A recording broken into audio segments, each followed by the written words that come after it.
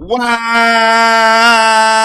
What's happening, everybody? That's right, your boy. I am back. Welcome to Let's Talk with Stanley Doucette. I am your host, and I have another wonderful podcast today. Actually, it's going to be a little bit serious. It's not as serious as it was last week, but it's going to be a little serious today. It's going to be a little serious today. Yes, sir. Yes, ma'am. We got to get it. So first of all, shout out to everybody that's logging in. Thank you guys so very much for logging in to Let's Talk with Stanley Doucette.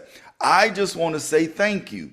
You guys can be doing anything else at 2 o'clock Eastern time, but hey, you're here with me, and I thank you. I want to just thank you for supporting me every week, for being with me every week, all of those other wonderful things. I just want to say thank you to everybody that's haven't been here before. This is your first time. Welcome to one of the best podcasts on the planet. We have a lot of fun, but we also share a lot of information to make sure we're better. You know, the whole power behind Let's Talk is to make sure everybody, whether you need healing, you need a prayer, whether you need just some advice on whether it's relationships, dating, whether it's business, whether it's spiritual, whether it's religious, whether it's whatever, we gonna talk about it. We will talk about it. And today, I want to say this: ignoring the chaos. Yes, ma'am. Yes, sir. Ignoring the chaos. We have to ignore the chaos. Listen, all the things that's going on today. Oh, pause real quick. Shout out to everybody around the world. I'm sorry I didn't say hello to you guys. I am sorry. Hi guys, how's everybody? Wherever you calling in from around the world, thank you so very much for logging in with us. So we have to ignore the chaos. We must ignore the chaos. If we stay the same, everything will remain the same. But we must ignore the chaos. So one of the things I want to talk about today, just give you guys about 3 or 4 points on ignoring the chaos. Now, why am I saying this today? Is this. Yeah, I got to take a deep breath. If you're in America, oh, Jesus, I should have did something on voting, but if you're in America, and specifically today, I want to talk to you guys from being a black male or female in America, Hispanic, a Latino in America. But I want to specifically today talk about it from a black perspective because it's heavy. You know, the Supreme Court last week basically gutted the guardrails of the Voting Rights Act. And states have literally gone crazy in trying to hurry up to redistrict. Now, mind you, let me kind of go back for a second, and I'm gonna get back to staying focused or ignoring the chaos. States have literally gone into overdrive in certain states, especially some of the states in the South, to redistrict in the middle of the 10 years. So every 10 years, states can redistrict based on population. That's why the census are so important, and they create and draw maps and have the representation for those individuals going to Congress, okay? So you don't have those changes but every 10 years. Well, it started with, from what I can remember and what I've researched, if I'm not mistaken, it started with Texas, and they just started to redistrict, just change things in the middle of the 10 years, right? No, nothing, just in the middle of the 10 years, they decide they're going to redistrict. So then it went all the way to court. Then it came back, and then one of the lower courts, one of the appellate courts, said that Louisiana map was unconstitutional, and they have to actually draw another majority black minority district. Well, Louisiana did that, but of course the new governor came in and his cronies, and they sued and he went all the way up to the Supreme Court. And when he got to the Supreme Court, the Supreme Court actually said you can't draw any districts based on race. Now, I don't want to get into it on this podcast. Maybe I'll do another one because I can feel my temperature rising now. But nonetheless, all of that's going on, right? So let's put that there. And so now they're going to remove, even though the 1/3 of Louisiana is black, they're going to remove and only maybe have one black congressional seat. So they're trying to eliminate that. All right. So now let's get into this side. That's heavy because there are people that literally have marched. There are people that have literally died for people to vote, relatives that have died for voting, poll taxes and other things, right? So we have all of that stuff going on. That's heavy. That's bringing up different traumatic experiences. That's bringing up old traumas and triggers and so on. So that's one thing. Now let's talk about the economy. Now you have the economy that's outside. There's this place I normally go to get gas, and the gas is always at least 20 to 30 cents cheaper than everybody else. Don't know how they do it, never asked, never even questioned, but hey, that's what they, for their gas. No problem. Well, when you see gas at that particular gas station fastly approaching $4, that becomes a stress for so many people.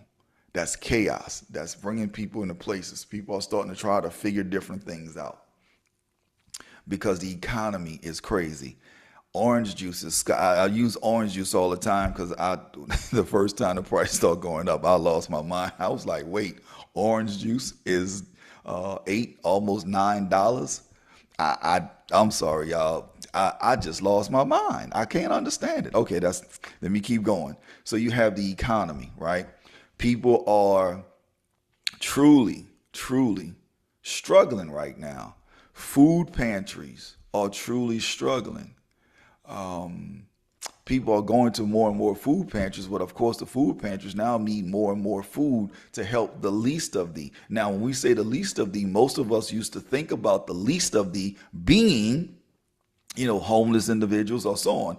Hey, there's some places that people have houses and going to the food pantry because they only can afford their house note and maybe electricity and internet. But, outside of that, because gas has skyrocketed, they can't afford the things that they used to do. Crazy. So you have that's on people's mind. That creates stress within the house, in the relationship, a husband and wife, or I say a husband and wife, or it could be a couple living together, whatever.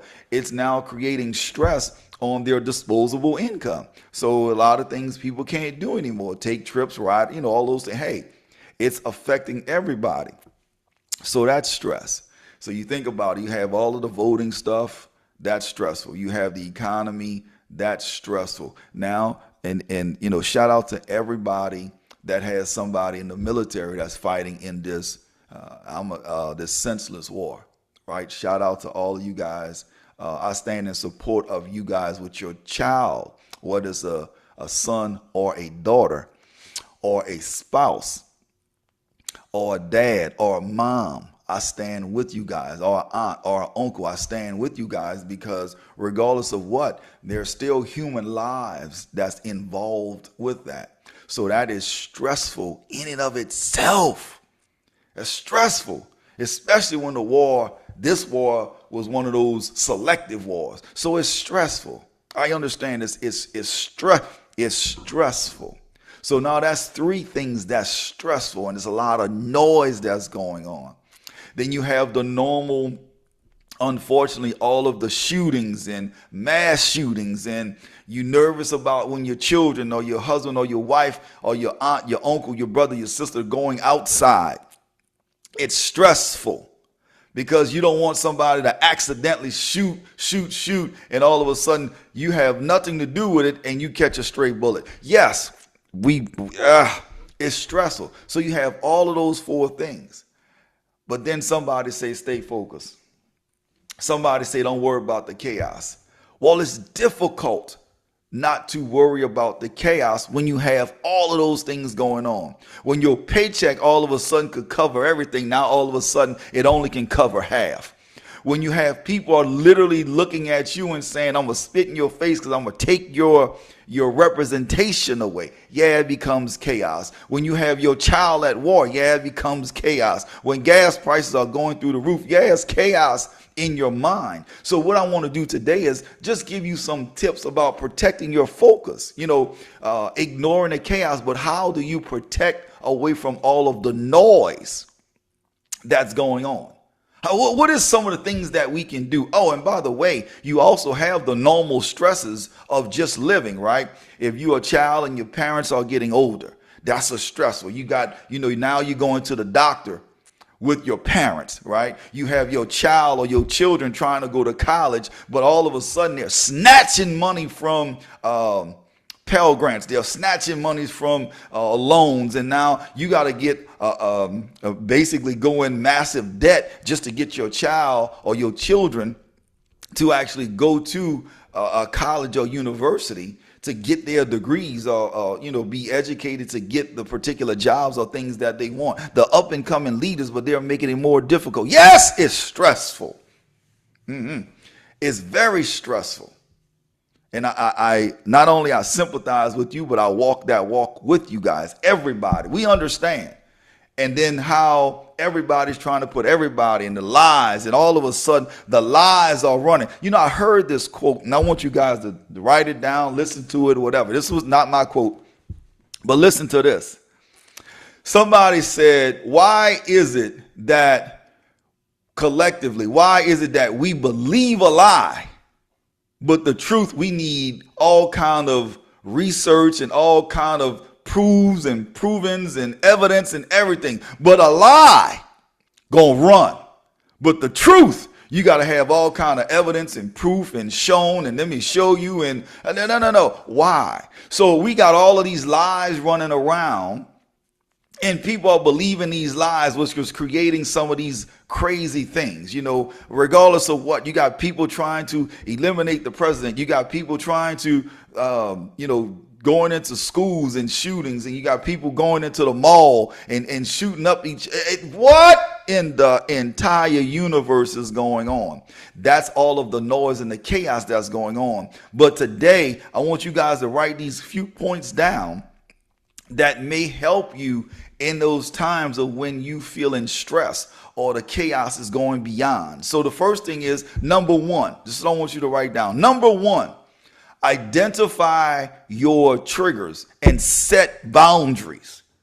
Identify your triggers and set boundaries. Let me say that again. Identify your triggers and set boundaries. Recognize what type of news or event tend to upset or overwhelm you. Let's stop there.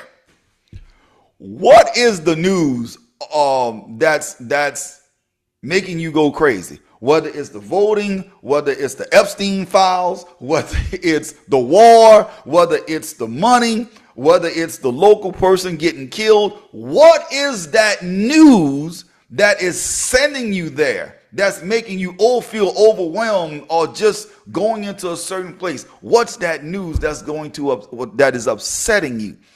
We have to recognize that, because once you know your triggers, you can decide when and how much to engage with them. If you know, let me say this, guys.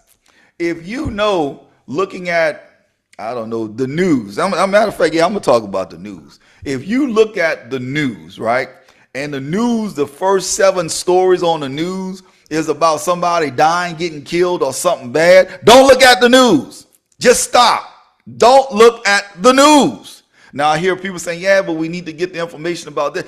If that is a trigger and that is taking you somewhere else, stop looking at the news, because it seeps into your psyche. You begin being nervous and paralyzed and all those things. As a matter of fact, my sister and I even told my mom and my niece and my daughters, told their grandmother, my mom, stop watching the news, because it's making you a little nervous. Stop. Just stop. And I know people that say, well, people, the grandmothers of the world, the grandfathers of the world, they like to watch the news, know what's going on. That's fine. But if it triggers you, listen to me.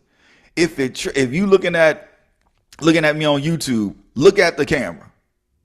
If it triggers you, don't do it. Until you build up the strength and the capacity to look at it, don't do it. Okay? Don't do it. Because you got to set those boundaries. You have to set those boundaries. If you don't have some kind of, what would I call it? Value-based ignoring, because this is valuable. Yourself is valuable. You don't want to go crazy. So stop looking at it. And I'm just using news. It could be anything else, right? Matter of fact, let's go there. We gonna go there today. If watching porn is a trigger, don't watch porn. Don't. If it triggers you to go crazy, don't watch it, right? If going to if the gambling or the casino or something is dealing with gambling, and your friend, all they do is gamble, hey, you got to put some boundaries there. Listen. I can talk to you on the phone, but I'm not going to the casino or to the horse track or to the dog track or to wherever. We're not flying to Vegas. Okay? You got to put some boundaries there. You have to. We cannot not do what we need to do, because remember, we have to ignore the chaos. And all of that creates chaos. The noise of the world is creating chaos. And we have to go past that. We have to do better, because we have to focus on what truly matters to you. Yeah, let me say that. Not to somebody else. Today is about you. You have to truly focus on what matters to you. Let me say this, and I'm kind of chuckling because my as I like to say, my big cousin was shout out to Baron. We was talking the other day, and we were just laughing. And the one thing that Baron has, and love my cousin, and he said, I really hate when I'm in church and people start talking about touch your neighbor, touch your neighbor, touch your neighbor, touch your neighbor. And he's just like, don't touch me, like, right? But it brought something to my thoughts. And a lot of times I know I'm kind of going off a little bit, but I hope you guys understand it. We always pressing to somebody else or projecting outwardly, but sometimes you have to look inwardly at ourselves. So whenever I go and preach, or whenever I go speak somewhere and I say something like, I always say, don't touch your neighbor, touch yourself. And the reason I say that, because a lot of times the message that God is giving is for an individual. It's not for your neighbor, right? And I understand touching neighbors to have participation, but sometimes you have to touch yourself. So when I'm saying this is not for others today. This is for you. This is specifically for you, because the chaos is there. Bills are not paid and you're stressing. We get it. So you got to ignore the chaos. You got to ignore the noise, because we want you to be whole. But if we don't identify what our triggers are and we don't set those boundaries, we're going to have a problem. And that's the thing we don't want. We do not want people to have a problem. We want this to be 100. We want this to keep it a buck, right? Number 2, limit exposure to distressing content. I'm going to just say this. This y'all social media. Holla at your boy, social media. Every day we get up, we got, alerts, notifications on Facebook, Instagram, Twitter, I forgot the other one, Signal, and everything else, WhatsApp, text message, everything that's going on. So we get YouTube videos, we get shorts, we get reels, we get it all, baby, right?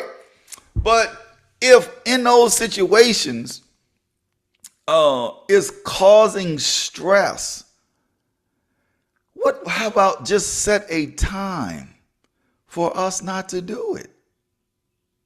Okay, I'm only going to be on here for 5 minutes. My sister literally eliminated all of her social media, not because somebody told her to. She said it was just too much. She was like, brother, it's too much.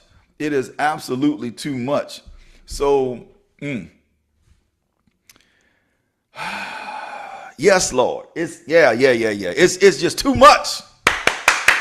So when you're looking at social media posts or you're looking at video content and you start to feel it's causing stress, limit yourself for that. Turn it off. Go to something else. Look at something that's not going to cause those actual triggers. You know, a lot of times people use social media for their news. Well, that's great. But how about, I think you can do this on the apps. Set a timer, like an app timer or something. You know, put it on do not disturb. You know, one of the things, this was a good thing for me personally. I have all of these, just different business things coming in, and, you got alerts and just so on and so forth. But I also have, social media, certain people I have notifications on, if my partner's doing something on social media, I got those, alerts and so on. Well, here's the thing. Well, as social media started to get more and more sophisticated, if y'all notice when you download an app, they want to have insights to your contact list. They won't have your pictures. You won't have your drawer size. What's your child shoe size? They won't have everything, right? And you get all of these notifications. All of this stuff keep coming to your phone. Well, what I started doing at night, and I know a lot of you already do this, but for me, I just put it on do not disturb. So I have no notifications coming. And I forgot the time frame, but I have no notifications coming because I can't even sleep with the phone keep going on all hours of the night. I have friends in different parts of the world. So when they're up, I'm asleep. And if they're sending something, I keep getting these notifications. So you guys understand that, right? So let me make sure we clarify this. Number one, identify your triggers and boundaries. Number two, limit exposures to distressing content. Number three, practice emotional regulation. So when you start to feel agitated, because, hey, sometimes it happens. When you start to feel agitated by a different post or different things you see, try this. Just pause and begin to ground yourself. Let me tell you one of the things that I do. So you can be there and you could be in a great mood, and it may be something that happens that literally triggers you. And you may not even realize it, but it just all of a sudden it just snapped and it's there. This is what I do, and a lot of people may laugh, right? It doesn't matter if it's in the daytime or at night. This is what I do. Just really simple. This is what I do. I'll just put the phone down, right? I take a deep breath, and I literally would walk outside. I would walk to the mailbox. I would walk to the street and walk right back to the house or whatever. I may just stand outside, and especially if it's at night, sometimes I'll just go outside and stand under the sun. Under the stars. And standing under the stars is just what it is. And just literally, that's it. Nothing else. And that's to kind of get the stuff away from me. Just be able to ground myself. Some people do deep breathing exercises, and some people may go into meditation. Let me tell you something. I can't meditate when I just get agitated. I can't go right into meditation. This is a Stanley thing. I personally, Stanley, I can't do that. That's not. I'll be going to meditation. It's going to take me a minute to calm down. So I got to do something else, right? Here's something else. What about stretching? A lot of people like yoga or stretching. Take a short walk. I love to take the short walks. That's me right there. Take a short walk, kind of, because that begins to bring the nervous system down, right? So it's like, okay, all right, okay, all right, okay. And then you can kind of get back into it and then begin to move forward. But remember, we must practice those regulations, right? Emotional regulations, because sometimes it can be very, very intense. And we want you guys to be just yeah, hallelujah. And let me just close out with number 4. And I'll just close out with number 4. There's a lot more, but I want to close out with number 4. Focus on what you can control. Ooh, this is a good one right there. So let me talk about the voting, right? What can you do for the voting? If the governor of Louisiana declared a state of an emergency, set his cronies in the legislature to remove somebody officially from office, not because they did something wrong, just because they wanted to eliminate that position. Yeah, yeah, go look it up. It's Louisiana. Go look up the clerk of court in Louisiana and look at those, look at what's going on there. So you have that. There's nothing I can do because it's already been done in terms of that, right? Do I agree with it? Absolutely not. But there's nothing that I can do. I mean, you look at it and be like, they literally went through the legislative session that fast to enact something without a fiscal note to it, to eliminate a position, which is a clerk of court, to eliminate that position, right, with no fiscal note. I can't get frustrated with that because it's already done. Even though it is frustrating to see, I don't like it, but I cannot get frustrated with it because there's nothing that I can do. It's already been done. I have to begin to understand that I can't control that because I didn't have a say in what the governor did or didn't do. Now, can you vote? Yes. I have a say so in that, and I can go and cast my ballot. The question is, when you go and cast your ballot, I'm sorry, not when you go and cast your ballot, did you go and cast your ballot? Now, there are a lot of people saying, well, I didn't think it was going to be this bad. Well, that's your bad. Now you could have controlled it. You could have went and voted. You could have did it, but that's your bad. So why did you not go and vote? And you have to deal with that. But for those that have voted, and now we have to suffer for people that are in office that have their own self-righteousness or whatever it may be. We can't focus on that because we did our part. We have to be able to understand that we can concentrate on our own actions, our own habits, our own relationships, right? That's all we can do. If you consistently vote in all of the elections and you begin to get others to vote in elections, perhaps it may be able to turn the tide and change some things. But if you didn't vote and you're not advocating for people to go and vote and do all those things, well, you get what you get. Now, I'm going to just say it, you get what you get. So where we only can do is focus on what we can control. For example, if the doctors say you have high blood, you can get off these high blood pressure pills if you stop all of the sodium intake, right? And you kind of limit the sodium intake, but every 2 days you eating crawfish and crab and shrimp and, all of that stuff, all of the good stuff, adding salt and so on and so forth. Well, guess what? Let me know how that work out for you. You're going to have that pill and you're going to be on that pill, right? Come on, family. Y'all with me? So I wanted to share those with everybody, right? Let me go through them real quick one more time to help us ignore the chaos. Number one, identify your triggers and set boundaries. Identify your triggers and set boundaries. Once you identify the triggers, now you're able to set the boundaries on what you do, what you can and can't do, and how to engage, right? Limit the exposure of certain content or distressing content. Because once you limit the exposure of those contents, then you can begin to move in ways you need to move so it doesn't aggravate you or agitate you, right? Practice on number three, practice on emotional regulation, right? Practice, do the grounding techniques, what is deep breathing, meditation, stretching, and so on. Even if, like me, I take those walks, that helps me a lot personally, so you can begin to calm the nervous system. And number four is focus on what you can control. If people do things that you can't control, there's no sense in you getting upset because you can't control it. So stay focused on those things. Remember, family, ignore the chaos.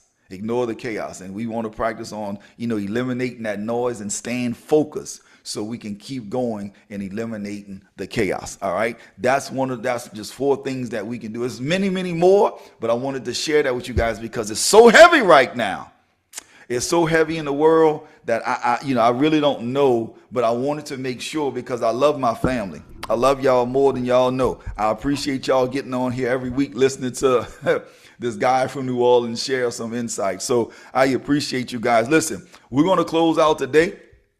I appreciate you guys so very much. Thank you, thank you, thank you. Appreciate it. We're going to keep rocking. So let me log on out of here and let's go ahead on and get on out of here. Love, peace, and blessings. I'll see you guys on the beaches of the world. Next week, we're going to do something else and we're going to be rocking, baby. So I'll see you guys next week. Peace, and we out.